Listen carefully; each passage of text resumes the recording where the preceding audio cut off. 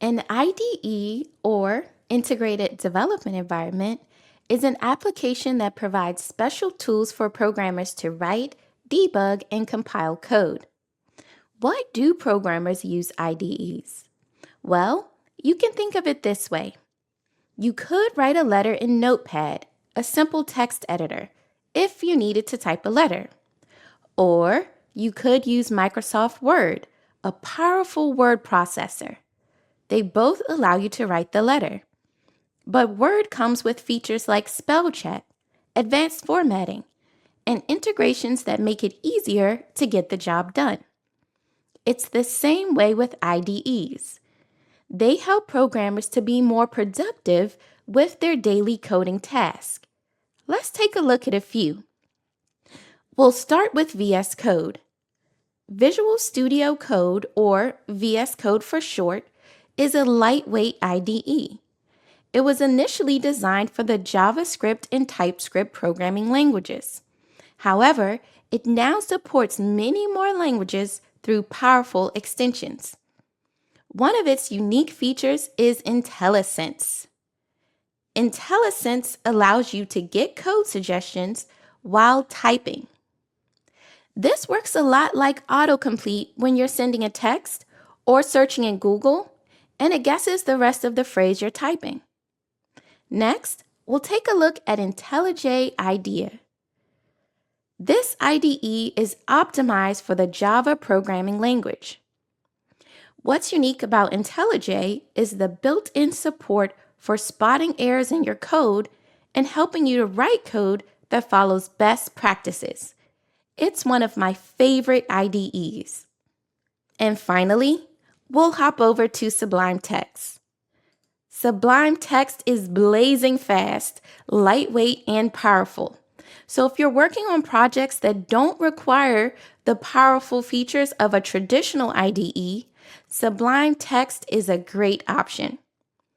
IDEs can ease the burden of software development by providing tools to help you write, debug, and run your source code more efficiently. But ultimately, it's up to you to find the one that meets your needs, and you don't mind using it for hours a day.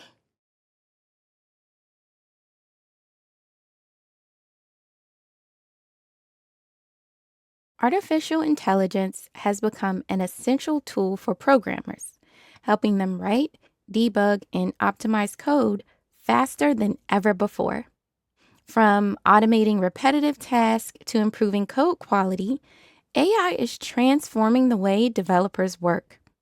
Let's take a look at a few popular use cases. First, help with coding. AI-powered tools like GitHub Copilot and ChatGPT help programmers by suggesting code snippets, generating functions, and even explaining complex concepts. These assistants speed up development by reducing the time spent searching for solutions online. Debugging and code optimization. AI-driven platforms can analyze code in real time, detecting potential bugs and performance issues before they even cause problems. Tools like Sync scan through projects and provide recommendations to make code more efficient and secure. And finally, automating testing. Writing tests manually can be time-consuming, but there are several AI tools that simplify the process. They can generate test cases automatically, which helps developers catch bugs early and ensure their applications work smoothly. With AI handling repetitive and time-intensive tasks, programmers can focus on building better software faster.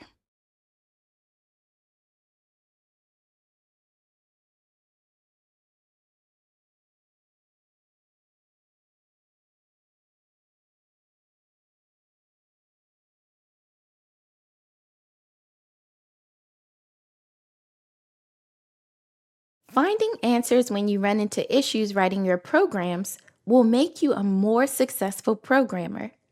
It's a known fact that software tends to have bugs. So you're not doomed as a programmer if you run into issues when writing and running your code.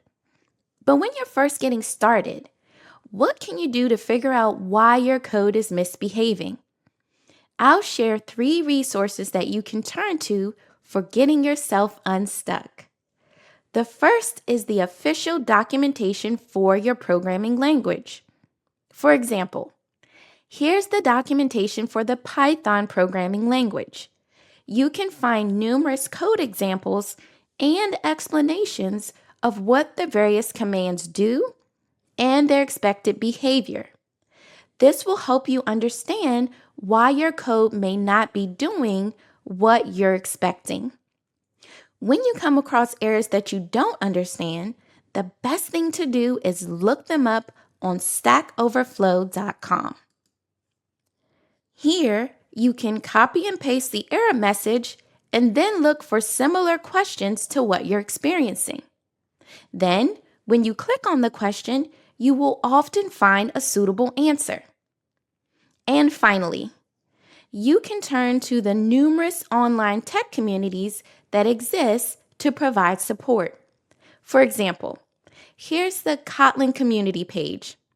As you can see, there are multiple ways to ask questions and get help. For instance, I've personally found engaging with online Slack communities to be a great way to give and receive programming help. And here's my bonus tip. When I'm dealing with a particularly challenging bug, going for a short walk helps me clear my head and come back to the problem with fresh ideas. Even a good night's sleep can help you see the situation differently. So don't give up when you run into issues. It's all part of the process.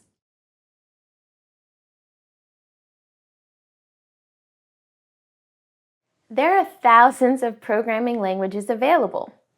Every programmer has their favorite. But what is a programming language? It's a way of providing instructions to a computer written in text and based on a set of rules. Did you know? Computers only understand one language, and that's called machine language. Machine language is highly complex for us to write directly because it's a long series of numbers. This is why in practice, we don't code in machine language. Instead, we use other programming languages that are closer to human languages. The code that programmers write is written in a particular programming language. For example, many websites are written in the JavaScript programming language. Android applications, the Kotlin programming language, and video games, the C# programming language, and the list goes on and on. Each of these languages comes with its own set of strengths and weaknesses. Some are ideal for programming small devices with limited memory, whereas others were made to handle complex mathematical computations. Software projects rely on programming languages to achieve the desired goal of the business. Therefore, choosing the appropriate one will impact the outcome.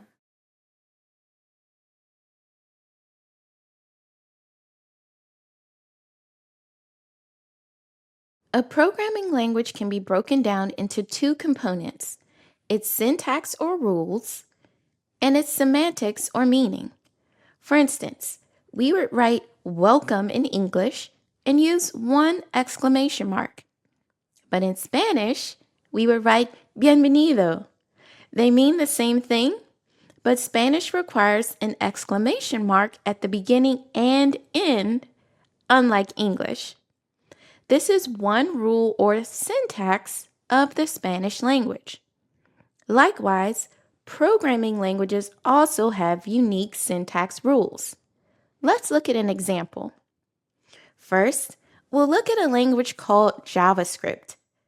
This is how we would get the program to print out hello when run. This may look strange to you right now, but that's okay. I want you just to notice the syntax used in the language. It starts with something called document.write and then a set of parentheses. Next, you'll see single quotes around the word hello, and then the use of a semicolon at the end of the line. These things are part of the syntax or rules of the JavaScript programming language. Now, let's look at some code in the Python programming language. This does the same thing. The syntax is similar to JavaScript, but now we don't see any parentheses, but there's a print. And instead of single quotes, we have double quotes for the word hello. This adheres to the Python language syntax. Besides syntax, programming languages are also defined by their semantics or meaning. An example will help to illustrate this aspect. This is some code in the Kotlin programming language. Let's discuss its semantics. It means to assign space in memory and store the word hi in it. Then label that space greeting. And later, if someone tries to clear out the memory for the space labeled greeting, don't let them do it. And yes, we get all of that with just a tiny amount of code. Now you've learned about the two basic components of a programming language, syntax and semantics. You've also seen a few examples of how they vary among the languages. Programmers write code. But what is code? Source code is what we call the human-readable computer instructions written by programmers. It's written in plain text. We write it without special formatting like bold, italic, or different font types. It's mostly just the actual characters. This means that word processing applications aren't suitable for writing code because by default, they insert bits of information in files that prevent them from being plain text. This is one reason why programmers choose to use IDEs or integrated development environments to write code. Let's take a look at some code. This is code in the Kotlin programming language.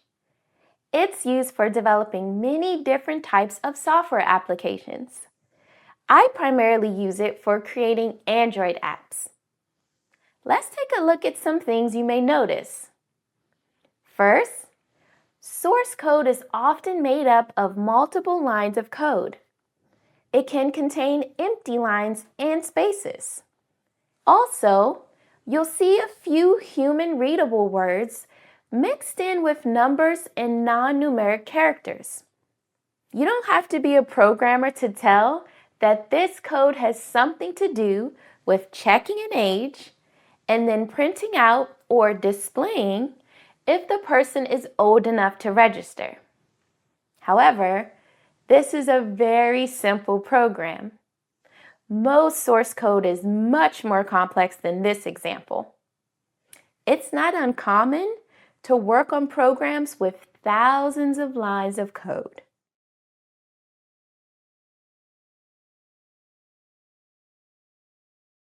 This is code in the Kotlin programming language. Let's run it.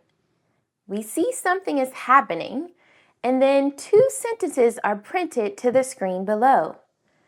The sentences are a result of running or executing our code.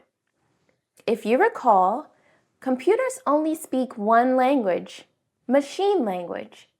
So when we write code in other programming languages, we need a way to have it converted into machine code. For example, programmers often say, I need to compile my code. Compiling is one way that human-readable code is converted into machine code. You can think of it as an assembly line. On one end is the human-readable code, and on the other, machine code. The compiler goes through various steps to transform the code you've written as a programmer into something that the computer can understand and execute. The process of compiling code can be complex. Thankfully, few programmers have to worry about the inner workings of the compiler. IDEs come with the ability to compile our code. For the most part, just like you saw earlier, it's a matter of clicking a button to kick off the process. The critical thing to remember is that writing code is not enough. You will need to perform some additional steps to get your code to run on your machine.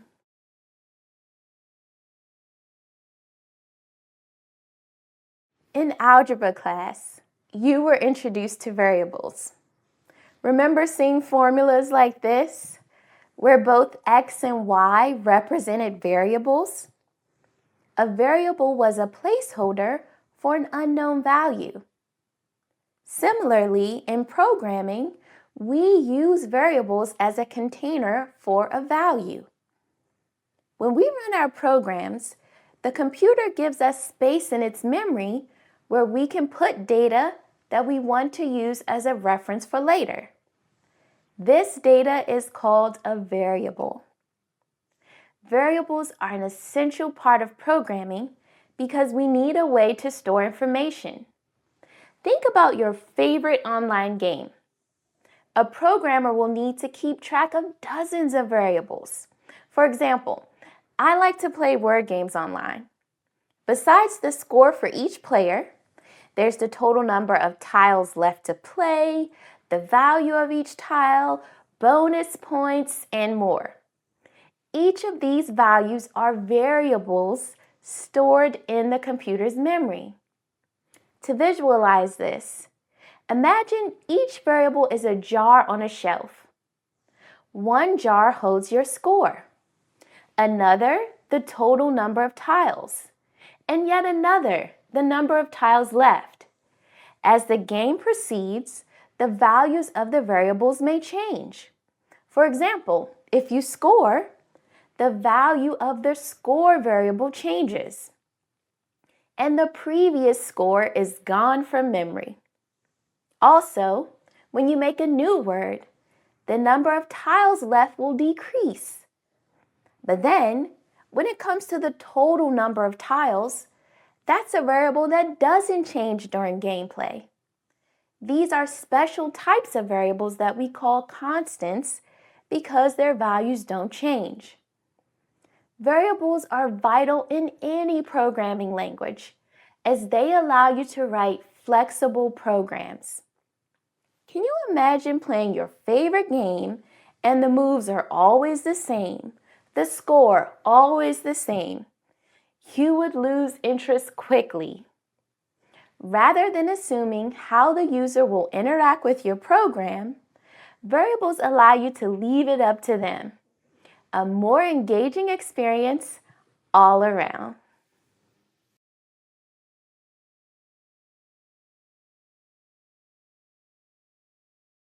Statements are the building blocks of any program. They are the individual actions that you want your program to take. Each statement can be made up of keywords, expressions, and operators. Let's look at them one at a time, starting with operators. Operators are symbols that tell the computer to perform an action with some input. In this table, you can see a partial listing of some operators that should be familiar to you. For example, the plus symbol is used for addition, minus for subtraction, an asterisk or star to represent multiplication, and a / for division. These are known as arithmetic operators, as they take numerical values for their input and perform an arithmetic operation. For example, if we take the following, 10 plus 2, what does that equal? 12, correct. Let's try another one. 10 divided by 2 plus 3. What does this evaluate to? Yes, it's 8. The result of these operations that break down to a single value are called expressions. You'll encounter various types of expressions in programming. The result may be a number, as we've seen a few examples of here, or it could be other values like true or false or something else entirely. The final component of a statement that I want you to be familiar with is a keyword. A keyword is a reserved word that means something special to the given programming language. Let's take a look at a keyword in the Ruby programming language. The keyword is unless. This means we can't create our own variable with the same name.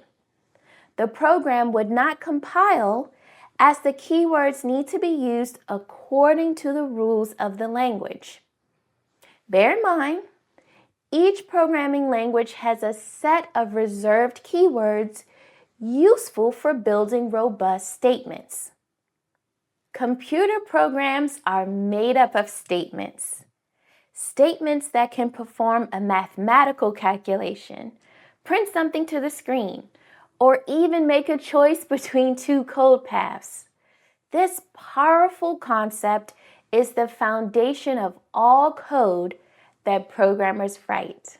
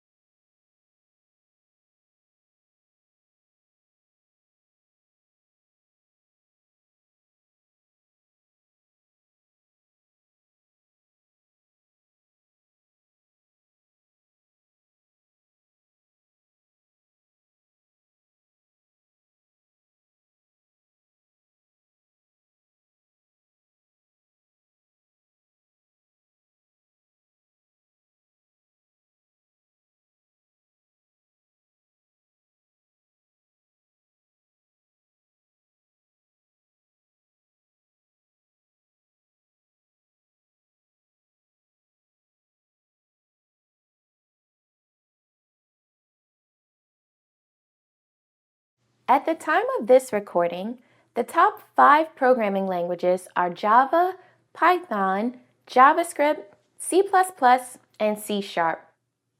Python is ideal for those who are starting out with programming because it has few syntax requirements. Additionally, Python code tends to be more concise, meaning it takes fewer lines of code to get things done. Python was designed to be a general-purpose language. You can use it to create web applications, perform scientific analysis, create games, and more. It's an excellent choice for exploring the introductory concepts covered in this course. We've already seen a few examples of Python code so far. This is also Python code. Can you guess what it does? If not, that's okay. You'll have the tools needed to understand Python code by the end of this course.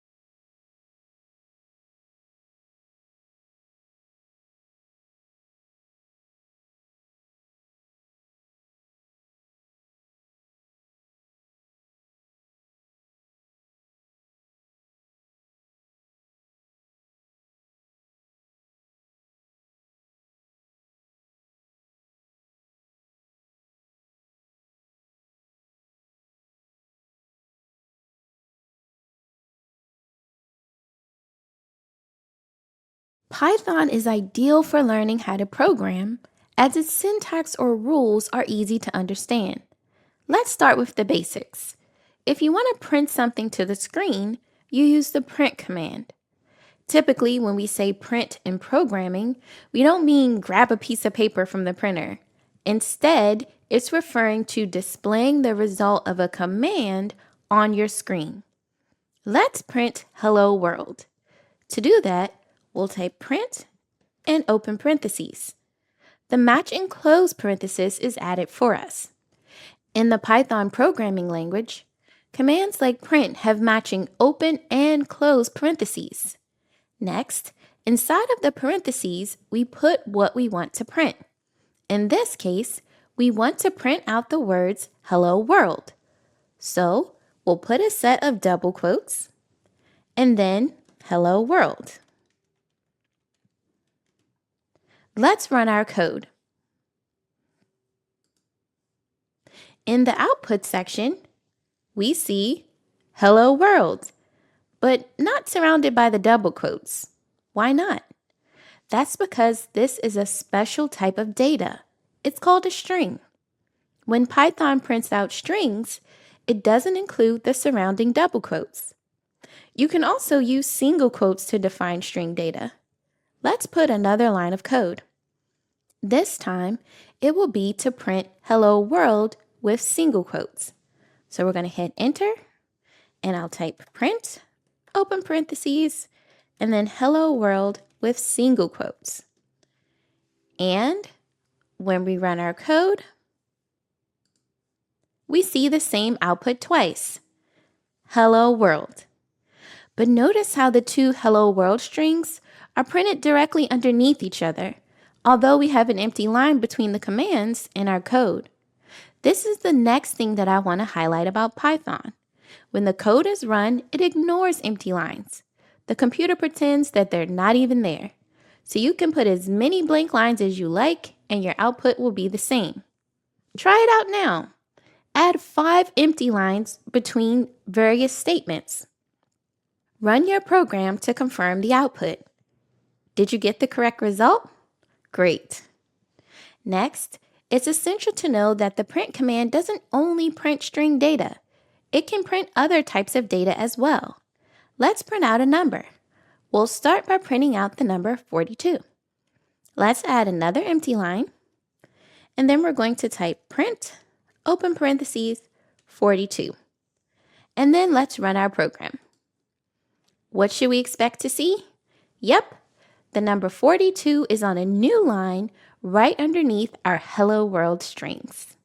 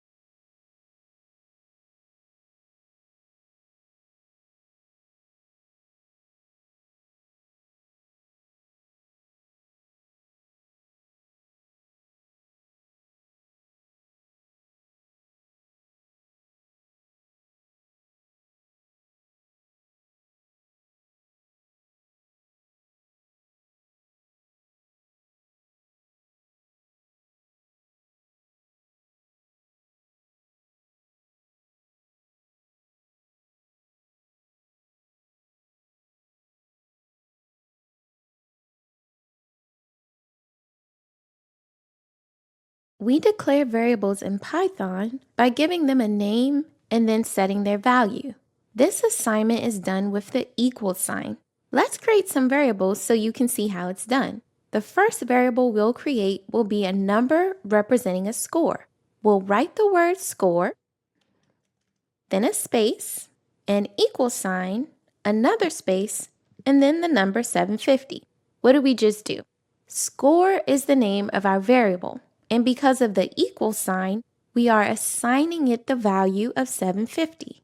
This means that somewhere in the computer's memory, it has made space for our variable and stored our value.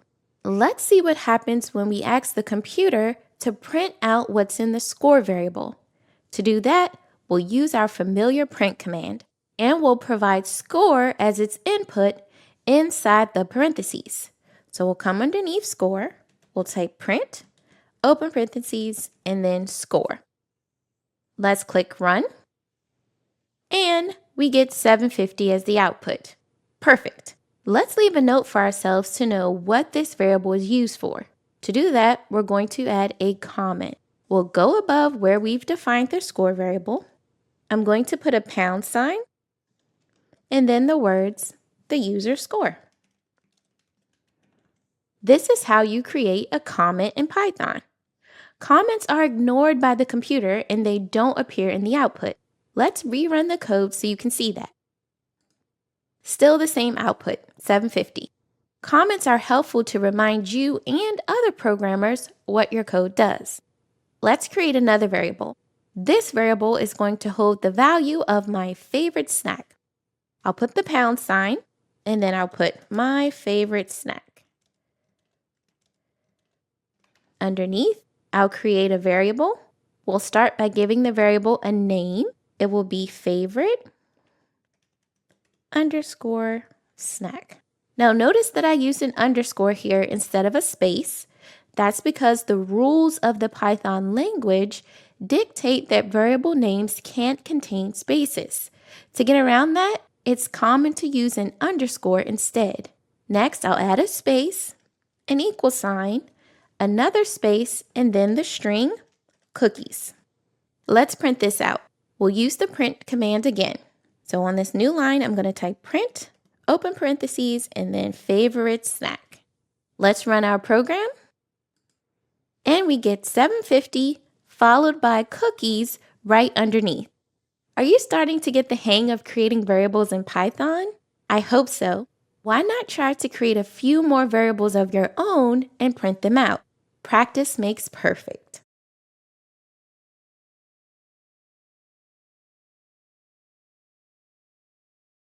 As humans, maybe is often a valid response to a question. It's not quite yes, but not exactly no. However, computers are different. Things are absolute. There's only yes or no, true or false, 1 or 0. Any expression that breaks down to either true or false is called a conditional or Boolean expression. For example, does the number 6 equal 2 times 3? Yes, that would evaluate to true. Is the number 4 greater than 5? No, then it would be false. And finally, here's an example that doesn't involve numbers. Is my name Greg? Nope, it's Anise. This would evaluate to false as well. These are Boolean expressions. Boolean expressions are useful in helping you to make decisions in your code. The most common way for a computer to make decisions based on a condition is using an if statement. An if statement has this general structure. It starts with the word if, that's where it gets its name from. Then it checks some condition. And if that condition is true, then it will do the work you've placed inside of it. To visualize this, think of it as a flowchart with only one check. If it's true, then the program will proceed to execute the statements. If not, then it just ignores those statements as if they don't exist. Here's a simple if statement in Python. It starts with the word if, then we have our condition or Boolean expression, 5 less than 6. The less than sign is the same one you should be familiar with from primary school. Next, we have a colon. This is part of the syntax or rules of the Python if statement. And on the next line, we have an indented line of code. This contains a print statement that will run if our condition is true. The indentation in Python is significant because that's how the computer knows which statements belong to the if. In Python, the if is ended as soon as we come to a line that's not indented anymore. Let's write our first if statement together. We'll start by creating a variable, having fun. And then we'll assign it a value of yes. We'll add an empty line, and then we'll add the if statement. We'll start by typing the keyword if, followed by a space, open and close parentheses, then inside our Boolean expression. We want to compare the value of our having fun variable with the string yes. To do that, we'll use double equal signs as that's the equality operator for Python. So we'll start by typing having fun, double equal sign, and then the string yes. Then we have our colon, and we'll indent the next line with the work we want to be done if our expression is true, which is to print, glad you're having fun.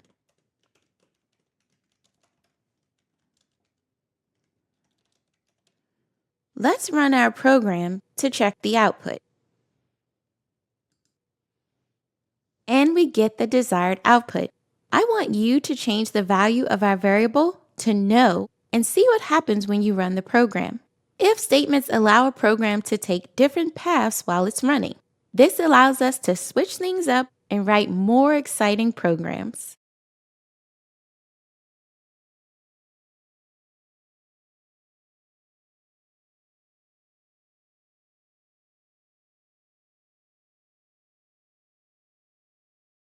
DRY is a core principle of software development that stands for Don't Repeat Yourself.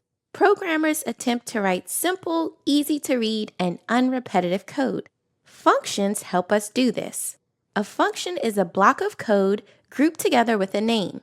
They are a core feature of all programming languages. You've already used a function, print, to show something on the screen. There are hundreds of other functions in Python we've yet to explore. To better understand how functions work, let's create one. The first step is to use the def statement. Def is short for define. This keyword lets Python know we want to create our own function and define what it is. So we'll type def and then space. Next, we need to give our function a unique name. We're going to name it say hello.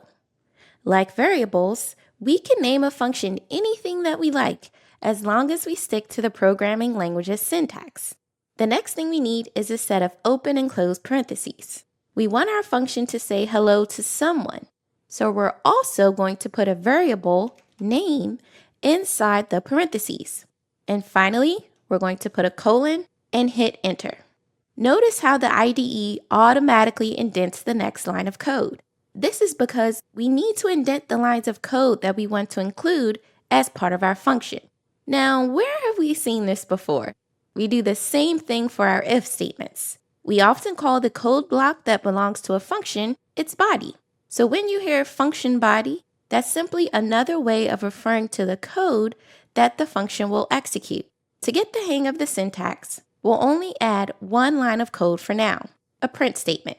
Let's print f, double quotes, hello, comma, curly brace, name, and then we're going to put an exclamation mark and an ending double quote. Some of the syntax is new here. This is how we can merge the contents of two strings together. And that's it. We've created our first function. Let's run it.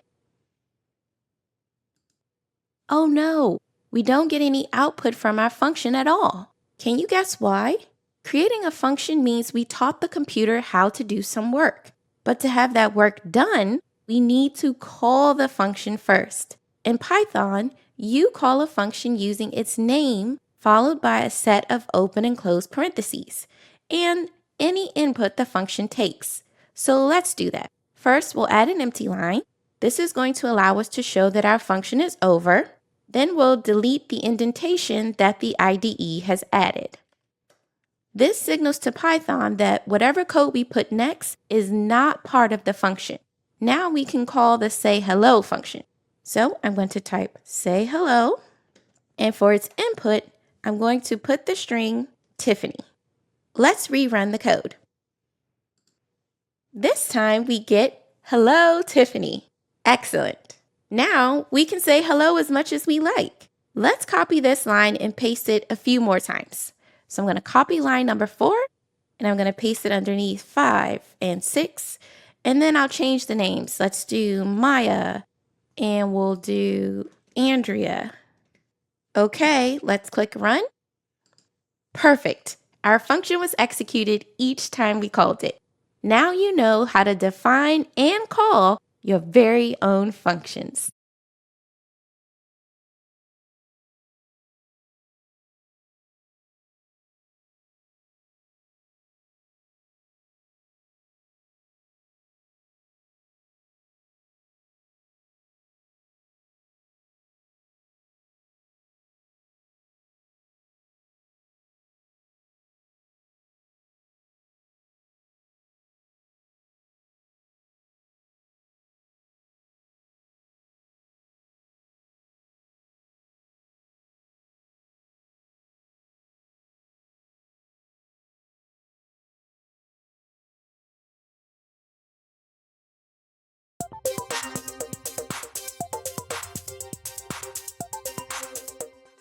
Now that you have a basic understanding of Python, let's put your newfound powers to use by figuring out what the following lines of code will output. I want you to try and figure out the output on a sheet of paper. Go line by line, just as if you were the Python interpreter, and write down what you think the output will be. This is going to help you think like a computer. If you find yourself really struggling, don't worry. I'll provide a detailed explanation of why the output is what it is in the solution video.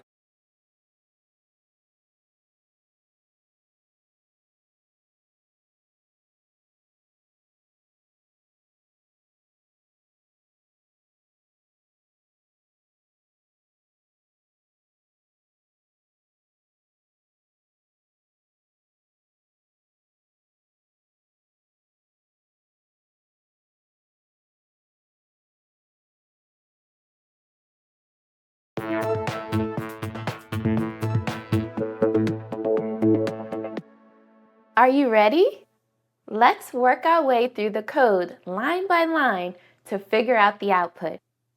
Starting on line number 1, we use the print function to print out a message, challenge 1, on a line by itself. So that's the first line of our output. Then line number 2 is a blank line. We know that Python will just ignore it, so there's no output from it. On to line number 3. It starts with a hash mark. This means it's a comment and Python will ignore it. No output here. So far, so good? Now on to line number 4. We have our first variable. When I encounter a variable, I create a box for it and write down its current value in pencil. If it changes later, I will always have the current value. For now, message equals, this is my message, and nothing else happens on this line. We can go on to the next one.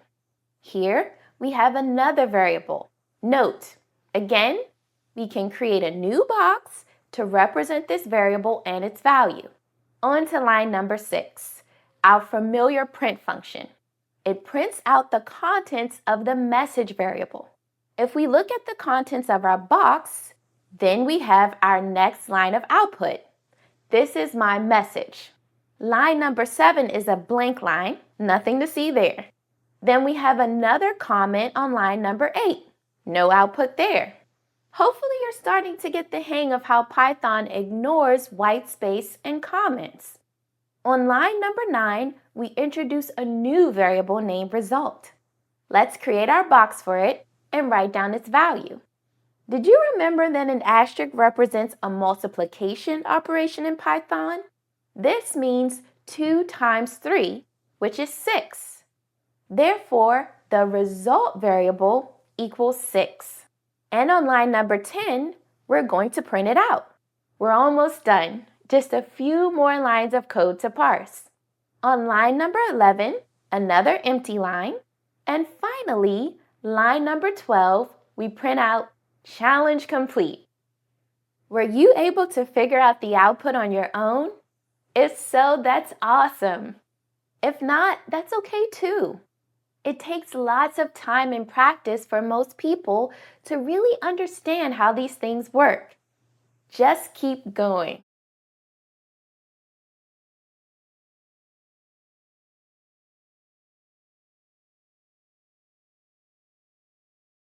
Bugs are a programmer's worst enemy. They pop up uninvited and can be difficult to remove. Over the years, however, programmers have developed various strategies to help reduce the number of bugs in their code. One such strategy is known as object-oriented programming. Let me explain what it is and how it works.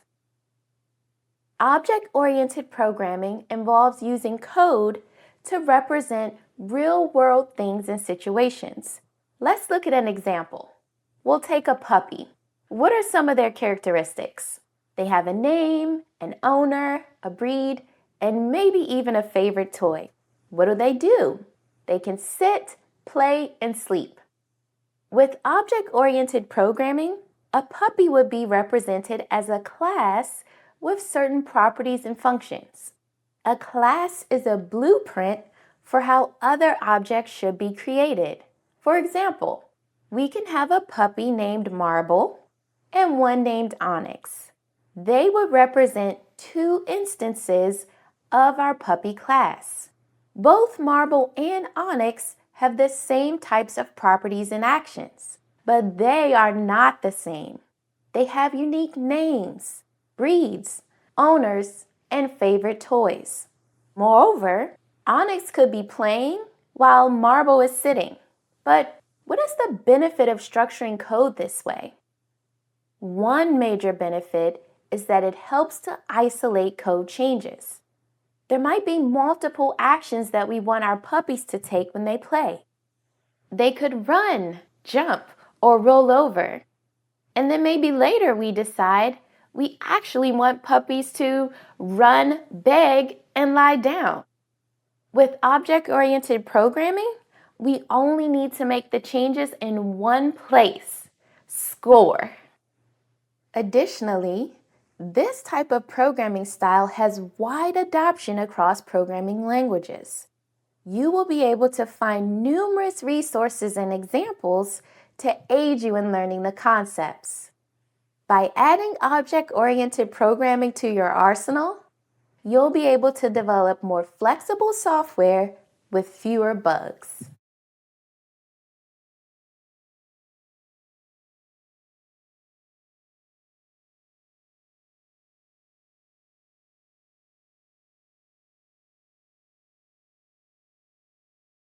Object-oriented programming represents real-world things and situations with classes. A class is a blueprint for how other objects should be created. Python supports the creation of classes with the class keyword. Let's create a class together to see how it's done. We'll start by using the class keyword, and then we're going to put the name of our class. In this case, it's going to be puppy. This will be followed by open and close parentheses, and then the colon. On the next line, we're going to create a special function called init. Init's job is to assign values to any variables that we need for our class to work. Don't worry about the specifics of the syntax. I'd just like you to follow along so you can have a high-level understanding of how classes work in Python. So we'll start by using the def keyword, and then we're going to do 2 underscores and init, another 2 underscores, and then a set of parentheses. Inside, we're going to put a few special variables. So first, self. Self is how you refer to the current instance of the class. More on that in a moment. Next, we're going to put a variable called name and a variable called favorite toy. This is where we're going to store our puppy's name and another one for storing their favorite toy. Then inside of this function, first make sure we put our colon. We're going to assign the variables. Self.name is going to equal the name that we receive, and self.favorite is going to equal the favorite toy that we receive. And that's it for our init function. Next, we're going to give this class one job, and that's to let the puppy play. We'll create a new function named play. This function is going to take self as its input, and then we'll print out the following string. So we'll take in self, put our colon, and then we're going to use our print function. This is going to print the puppy's name, so we'll get that from self.name, and then it's going to say is playing with the, and then the name of their favorite toy, which we can get from self.favorite. That's it for our function.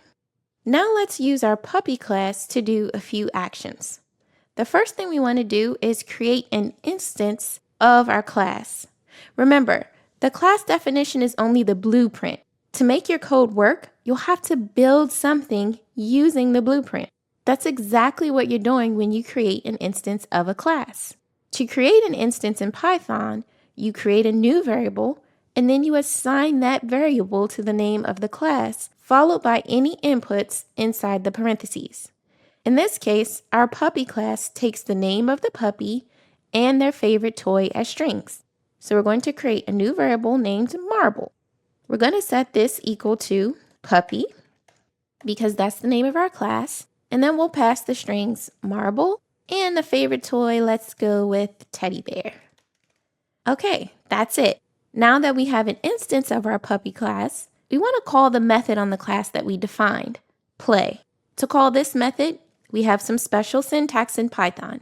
We use the name of the variable. Keep in mind, this variable is now an instance of our class. So we're going to type Marble, followed by a dot, and then the name of the function, which is play, and then a set of open and close parentheses. This is how we let the computer know we want to execute the play function, but only for the specific puppy that we've created. Let's run our program and check out the output. What do we get? Marble is playing with the teddy bear. Now let's create one more instance of our class. This time we're going to name the puppy Onyx. So we'll set Onyx equal to a puppy. We're going to put in the name Onyx. And then let's say Onyx's favorite toy is a lizard. And just like before, we're going to call onyx.play. And let's run our program one last time. Great. We see the corresponding output for each puppy. In this video, you've learned how to define a class in Python and then create an instance of that class to access its functions. You're one step closer to understanding object-oriented programming. Way to go.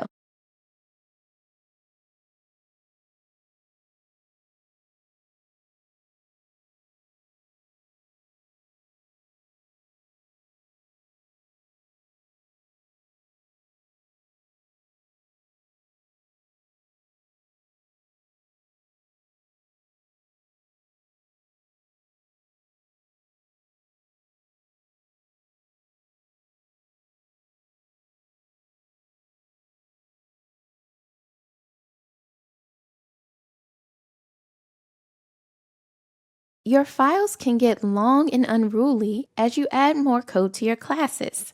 To keep things neat and organized, it's best to store your classes in modules. A module is a file consisting of Python code. It can define functions, classes, variables, and more. There are several advantages to breaking up code in a large application. The first is simplicity. A module typically focuses on one piece of the software puzzle. This makes development easier and less error-prone, as you don't have to keep the entire domain in your head at the same time. Maintainability. If you write your modules so that there is little dependency between them, it's easier to make changes that won't impact other parts of the program.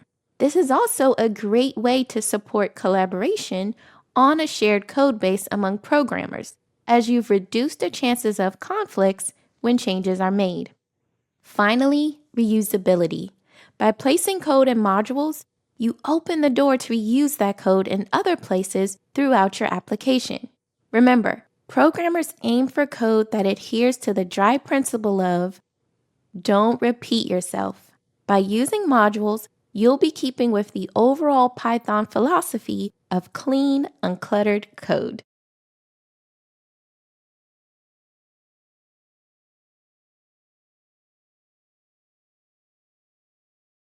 The Python Standard Library is a set of modules that you get with every Python installation. You can use code other programmers have written to handle more complex logic in your own programs. To get a feel for how this works, we're going to make use of the random module. The random module is used to generate pseudo-random numbers. This means the numbers are not completely random. You're likely to see the same one again. Therefore, you might be wondering, when would you need to use random numbers while programming? Well, if you were to work in artificial intelligence or data science, you'd run into this use case quite often. These programmers use random numbers to shuffle their data sets, establish configuration values for machine models, or even to prepare values for experiments. To get started, we're going to move over to our IDE and we're going to use the import statement and then provide the name of the module that we want to import. In this case, it's going to be random. When Python executes the import statement, it searches for random.py in the list of directories. If it finds the file, then it will make the module's functionality available to you. Once the module is available, you can begin to access its functionality by using the module's name, followed by a dot, and then the function or variable you'd like to use. We'll start by creating a list of numbers. This list is going to contain the numbers 1 through 5. So 1, 2, 3, 4, 5. Next, we're going to use our first random function, shuffle. To use it, we'll type random.shuffle, open and close parentheses, and then we'll provide the name of our list variable, numbers. Let's see what happens when we print out the value of our variable. So right underneath that line, we're going to type print and then numbers. Let's run our code. What do you see? The list of numbers is displayed in a different order from the original list. That's because random shuffle function mixed them up for us. Let's use another function to really drive this point home. This time it's going to be choice. We'll create a new variable and we'll call it number. And then we're going to assign it the value of random.choice, and we will provide our list of numbers variable as its input. And then we're going to print this out as usual. So we'll come right underneath, type print, and then number. Let's run our code. Can you figure out what it does? Yes, it chooses a random number from our list. Adding modules to your code not only helps with readability and maintainability, it aids you in expanding the capabilities of your programs by taking advantage of code already vetted by other programmers.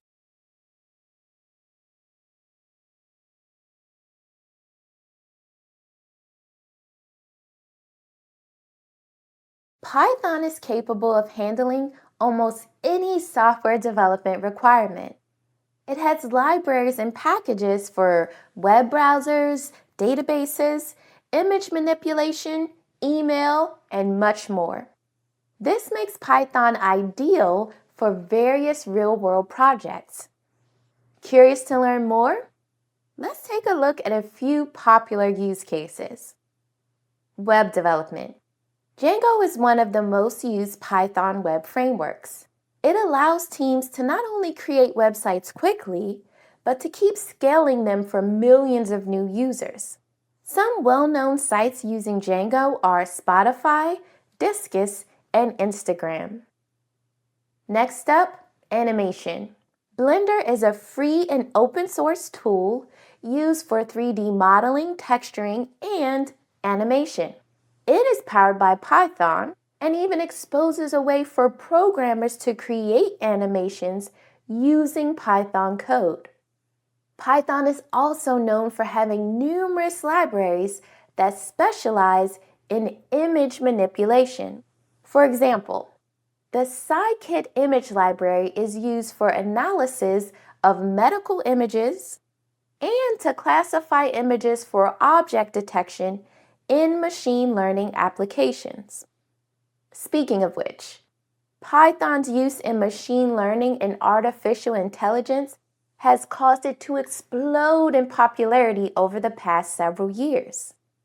Pandas is a data analysis and manipulation tool. It's built on top of the Python programming language. Machine learning engineers use libraries like Pandas to process large amounts of data from various sources. Python's ease of use, simplicity, and security make it a go-to language for software development.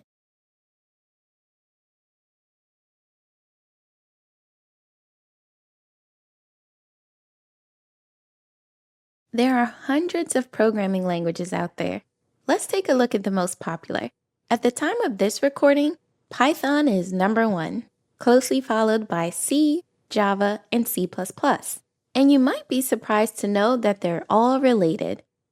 Java, Python, and C++ all inherit ideas from C. The C programming language was developed in the 1970s. It's used for programming operating systems, games, smart devices, and compilers for other languages. Here's an example of a short program in C. Let's walk through it. The include statement we see here on line number 1 is prevalent in C and C-based languages. It's how you, as a programmer, get to link to a library. Recall, a library is code that someone else wrote. Here in our example, we want to link to the standard input and output library available for the C language. This library includes the code for the printf function. We use printf to display our hello world message to the user. Enough about libraries. Let's go to the next line of code. There's a function here called main. The main function is vital in C-based languages because it's the function where the program begins. Next, the curly braces are used for the function's body. And finally, as our function's body, we call the printf function to display our message. Then the return 0 statement is the exit status of the program. In simple terms, the program ends with this statement. And that's it for our C program.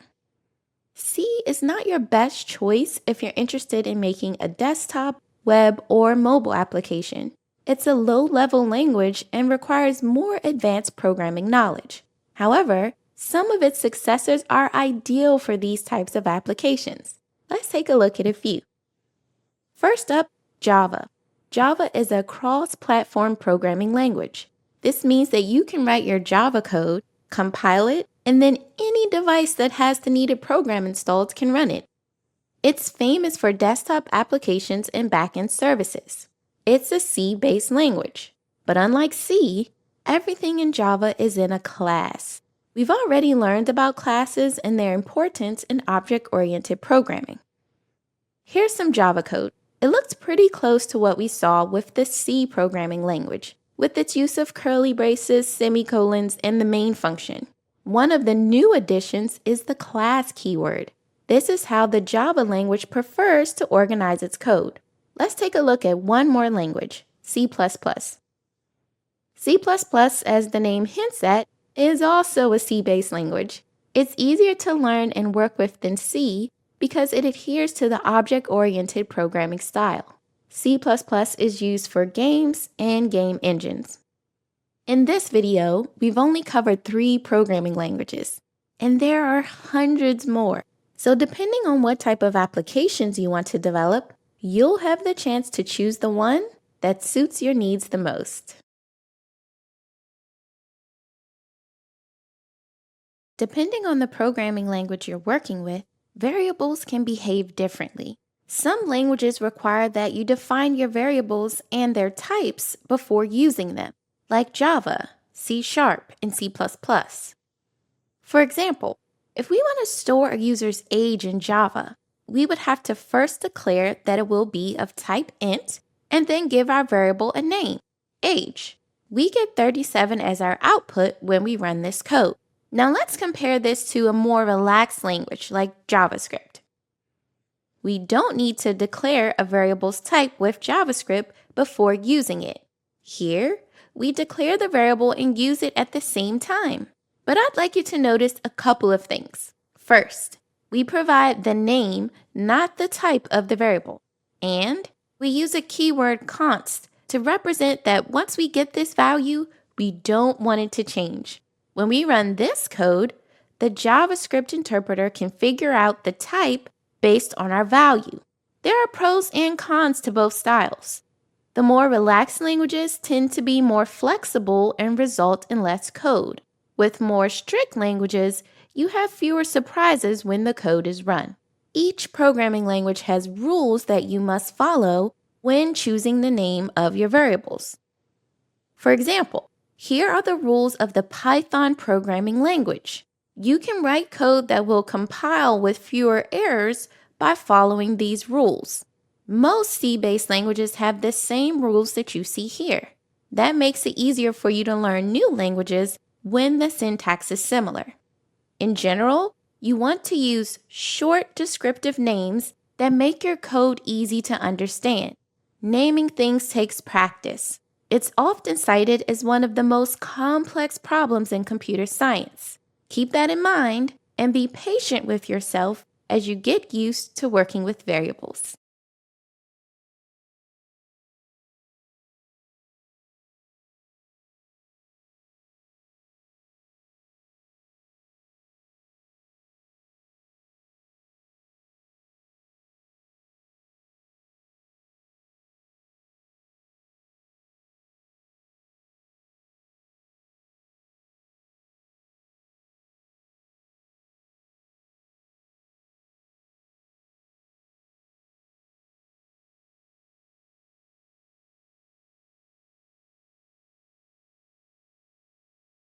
Conditionals in Python start with an if, followed by our condition, and we end the condition with a colon. Then, on the next line, we indent the block of code that we want to be executed. You've seen a few examples of this already. In the Java programming language, a prevalent language used for making web and mobile applications, the if statement has a slightly different syntax. After the if keyword, there's a set of opening and closing parentheses. Inside these parentheses is where you put the condition you want to be tested. And instead of a colon after the condition, a pair of opening and closing curly braces denote the code block for the if. Although it's customary to indent the statements in the code blocks, it's not a requirement the way it is for Python. Let's look at one final example with the Ruby programming language. Ruby is known for its ease of use and flexibility, but just like the other languages, the structure of the if statement is the same, but the syntax differs. There are no parentheses or a colon to separate the condition with Ruby. The one thing that's more noticeably different is the addition of the end keyword. This is how Ruby notes that it's done with this if statement. Again, not based on indentation or a curly brace like Python and Java. The cool thing about learning the basics of programming is that once you grasp the structure of the core statements and principles, you can more readily recognize them across languages.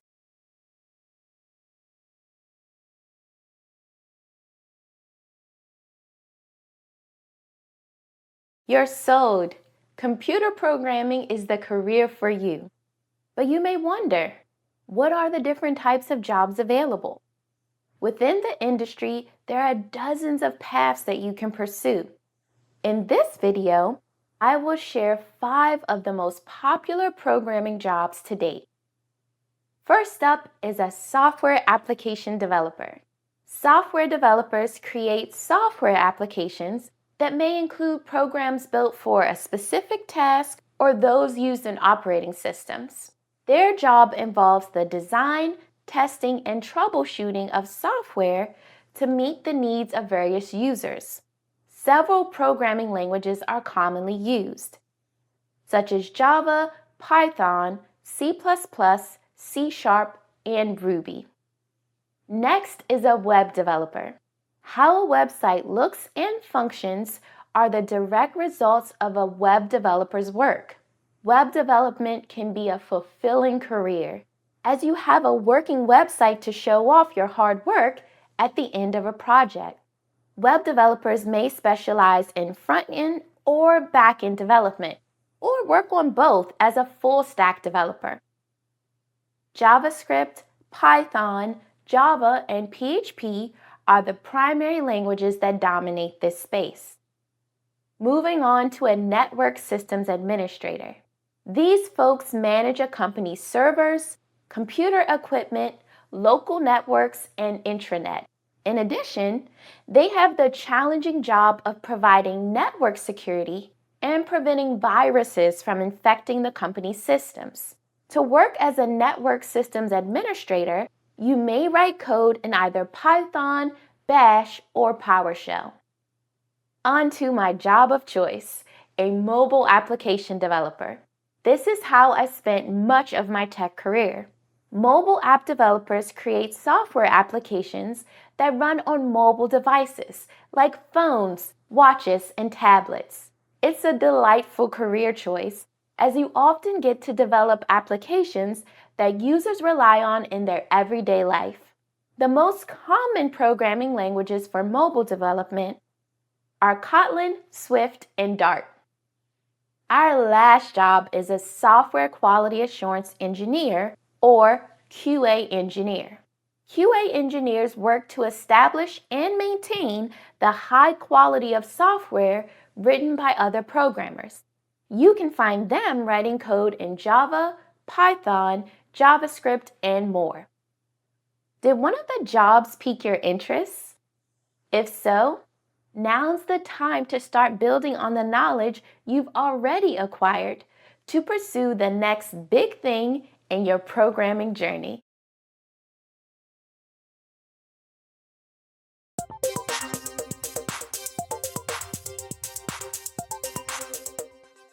Now that you've had the chance to explore several programming languages, let's put your newfound powers to use by matching the following code to its language.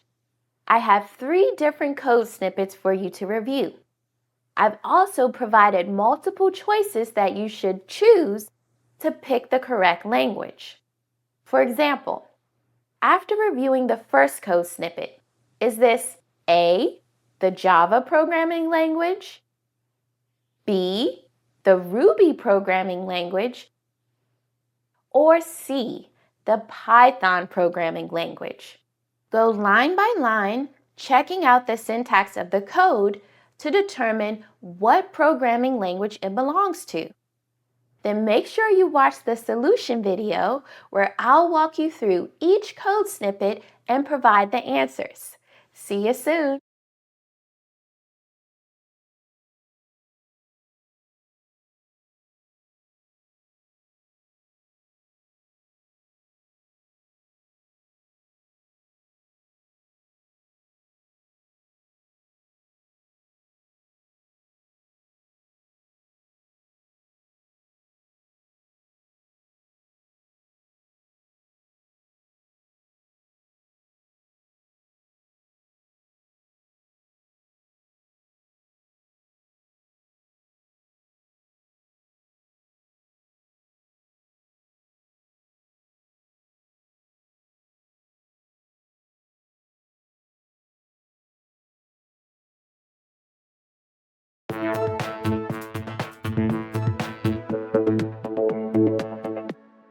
Let's walk through the solution to the Pick the Language challenge.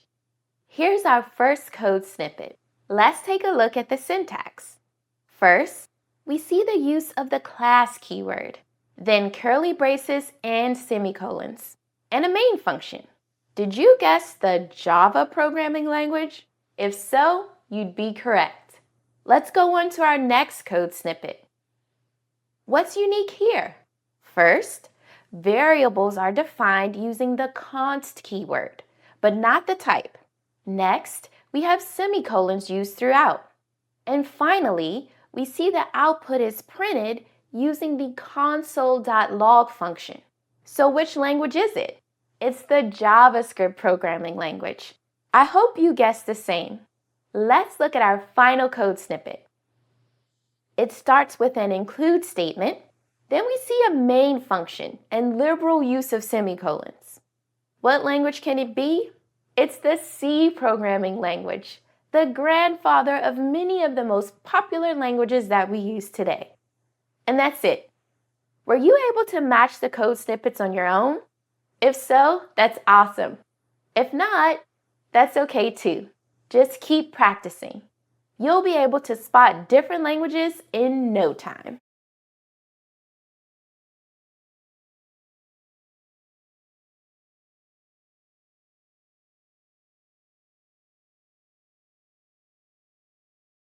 Before you start applying to jobs in tech, you'll want to familiarize yourself with the process. There are multiple steps involved, which are often referred to as the hiring funnel. The hiring funnel is typically composed of the following: the resume review, the recruiter phone screen, the tech phone screen, and finally, the on-site. Let's review each stage of the funnel together. I'll share the goals, who's involved, and what you can expect. Starting with the resume or CV review.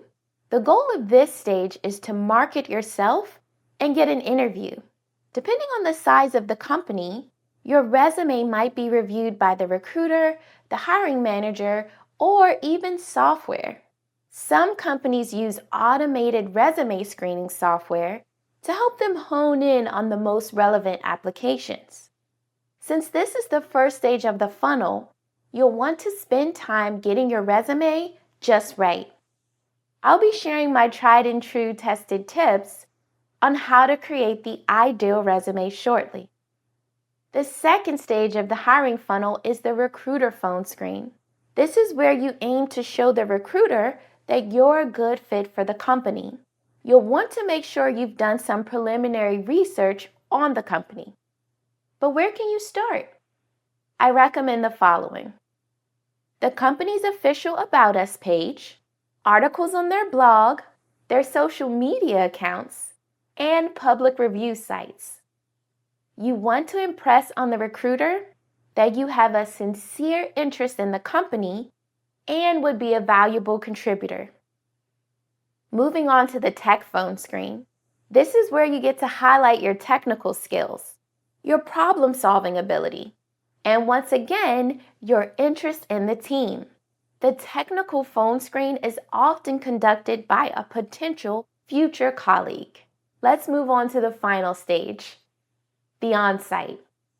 Your goal at this point is to land the job. During the on-site, which could take place either in person or online, you typically meet with several people from the company. Only a small number of applicants make it to this stage. So when you get here, make the most of it. Be personable and come prepared. Ask in advance what the structure will be, who will be involved in the various interviews, and what their role is in the company. This will ensure you feel comfortable and can be yourself. And that's it. We walked through the hiring funnel. You're now ready to start building up your technical portfolio and resume.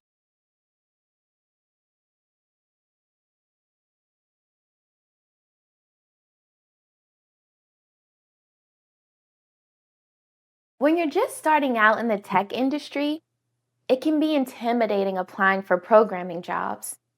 When I was first starting out, I worried about how I could compete with little to no real-world experience. You might be worried about the same thing. Let me share with you a few techniques for building up your technical portfolio. One of the simplest ways to get started is by working on sample projects.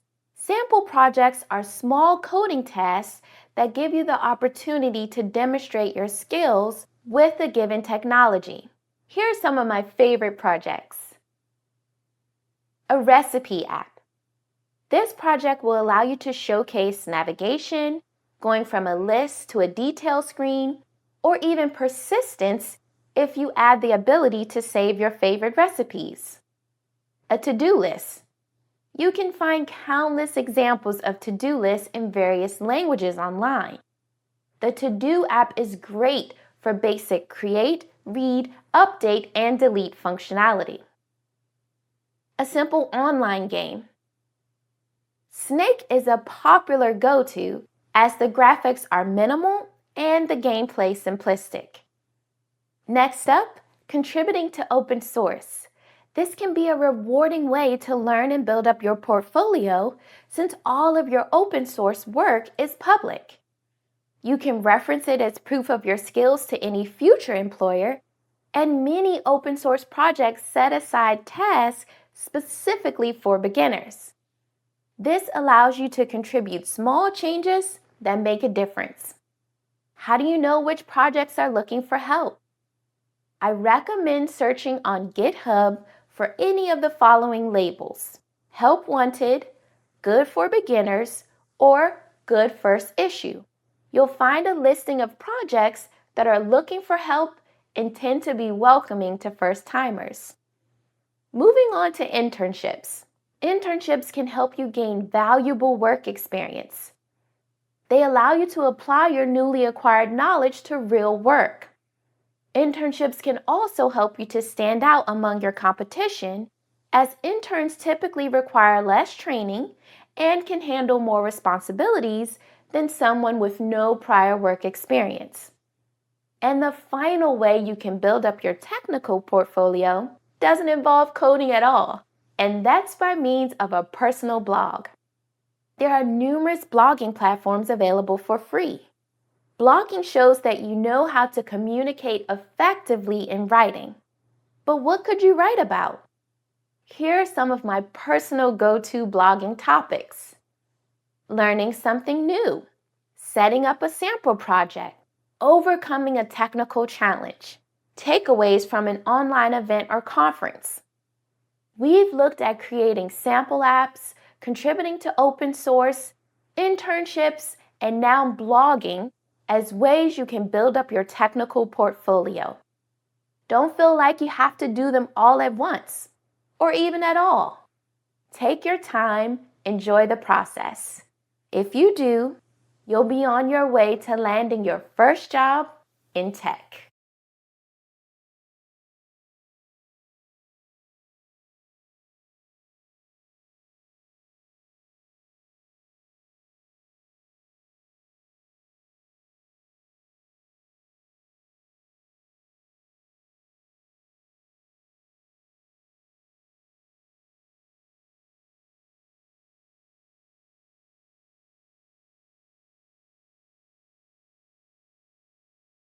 The resume or CV review is the first stage of the hiring funnel.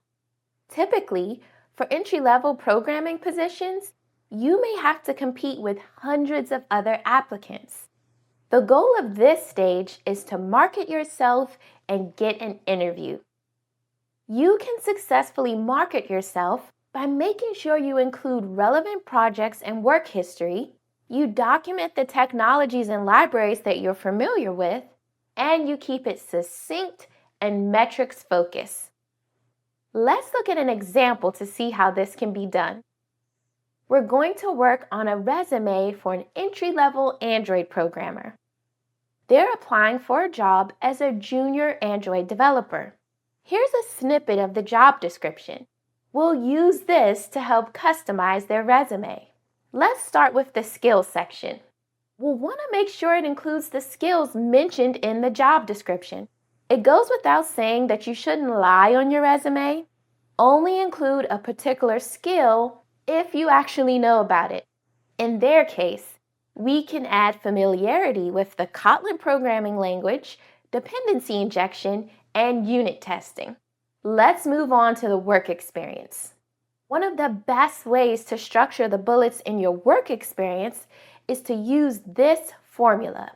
I accomplished X as measured by Y by doing Z. Let's see an example. First, the wrong way. Contributed to transforming our app into modules. This is a factual statement, but it's boring and doesn't give the reviewer insight into why this matters. Instead, try transformed our Android application into modules by introducing dynamic features.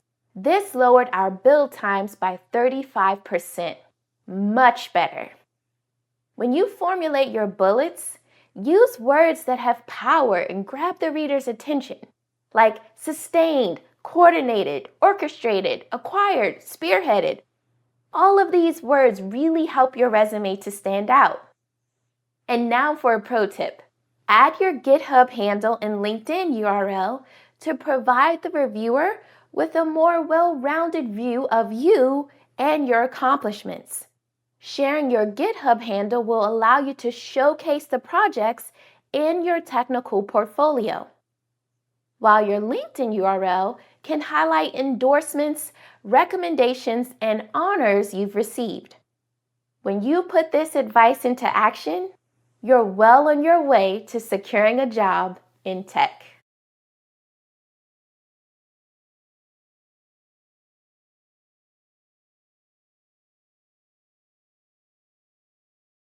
The technical interview is the phase of the hiring funnel where you get to show off your programming skills. It usually comes with a coding challenge in order to gauge your aptitude for the work. There are 3 typical flavors of tech interviews these days. The first is the algorithm exercise. This is where you're asked a question that relies on your knowledge of data structures and complexity. This is most common during the beginning of your career. Next, you have the take-home coding challenge. As the name implies, you're asked to complete a coding exercise, but you may have a day or two to finish it on your own. As an example, I once was tasked with writing an API for online news articles for a take-home challenge. And finally, there's the live coding session. This is where you have time to work on the project live with one of the engineers on the team.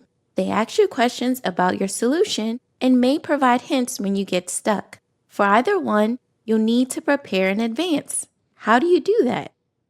Research the technologies that your desired team uses. Write down notes about the pros and cons. Then put those technologies into practice. This could be in a side project or some other means. And to boost your problem-solving skills, you can turn to online websites such as LeetCode and AlgoExpert. They provide exercises that you're likely to encounter during your tech interview. This is especially applicable to any algorithm questions. As a heads up, many companies will have you add a new feature to their application as part of the tech challenge. So it's a good idea to make sure you've used their product before the interview. For example, a music app might have you build a new filter for their list of songs screen. If you've used their app already, you'll feel more confident about your approach and ultimate solution. And to really stand out, make sure you can discuss your proposed solution.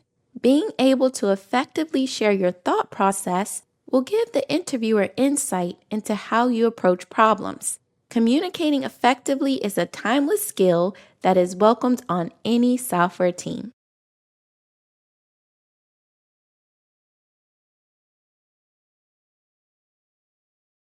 With each new role, I ask myself, do I have what it takes? Can I really be successful here? Maybe you're wondering the same. If so, you're not alone. It's natural to be apprehensive, nervous even, about starting out in your programming career. I want you to succeed. So I'm going to share with you 3 tips that have helped me to overcome my self-doubts. First, be curious. As you've seen, there's a lot to learn when it comes to the tech industry. Being curious will provide the drive needed to find answers when you get stuck. It will help you find joy in exploring new technologies and ways of working as they come along. Curiosity will keep you from being stagnant and eventually obsolete as a programmer. Second, take time to practice. Think back to when you were a kid. Did you tie your shoes perfectly the first time? Of course not. You had to do it again and again and again. Then that one day, you had a perfect bow. It's the same way with programming. You will need to practice your skills again and again. Then one day it will click and you'll have your perfect bow, so to speak. Finally, and most importantly, don't do it alone. Throughout this course, you've seen that software development is a team endeavor. To accelerate your growth, you'll want to invest in a strong network of your peers. I remember learning to code in college. I had to work all alone, but it's not like that in the real world. You can and should collaborate openly with others and ask for help when needed. Choosing this career was one of the best decisions of my life. Although the road to success can be bumpy and long, you can get there. Just don't give up.